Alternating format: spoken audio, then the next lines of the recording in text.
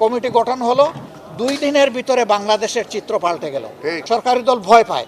আপনারা দেখেছেন জ্বালানির সংকট তৈরি হয়েছিল, এটার জন্য আমরা নোটিশ দিলাম আলোচনার জন্য। সরকারি দল ভয় পায়, আমাদেরকে আলোচনা করতে দিবে না।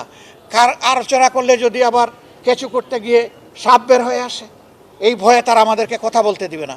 আমরা বললাম আশ্চর্য, জনগণ আমাদেরকে পাঠিয়েছে তাদের সমস্যা সমাধান করার জন্যে। আপনাদের একার দায়িত্ব এটা নয়, এবং এটা আপনাদের হাতের তৈরিও নয়। এটা একটা বৈশ্বিক গ্লোবাল ম্যাটার। একটা যুদ্ধের কারণে এই পরিস্থিতি তৈরি হয়েছে। আমরা দেশকে, দেশবাসীকে এই জিম্মি দশা থেকে মুক্তি করার জন্য আমরা অবদান রাখতে চাই। আপনারা আমাদেরকে অবদান রাখার সুযোগ দেবেন না? তখন সরকার বাধ্য হলো আলোচনার জন্য আমাদেরকে সুযোগ দিতে।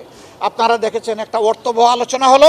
পরের দিন আমাদের প্রস্তাবের ভিত্তিতে মাননীয় প্রধানমন্ত্রী এসে বললেন যে আমরা এই বিষয় নিয়ে কাজ করার জন্য যৌথভাবে একটা কমিটি করতে চাই। আমরা সরকারি দল থেকে এই 5 জনের নাম ঘোষণা করলাম। আপনারা বিরোধী দল থেকে 5 জন দিয়ে, মাননীয় বিরোধী দলীয় নেতা, আপনি আমাদের এই কমিটিটা কমপ্লিট করেন।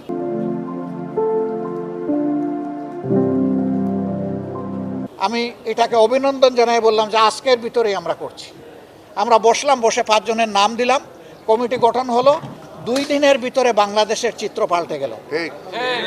কেন পাল্টে গেল?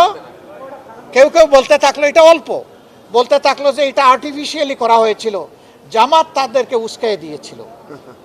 এত গাড়িগুলা যদি জামাতের হয়, ভাই আলহামদুলিল্লাহ, সারা বাংলাদেশ আমাদের। আমি সংসদে দাঁড়িয়ে বলেছিলাম, মাননীয় স্পিকার, এটা বার্তা দিচ্ছে ভালো কাজে যদি সরকারি দল বিরোধী দল সমন্বিতভাবে কাজ করে এই জাতির ভাগ্যের পরিবর্তন অবশ্যই হবে।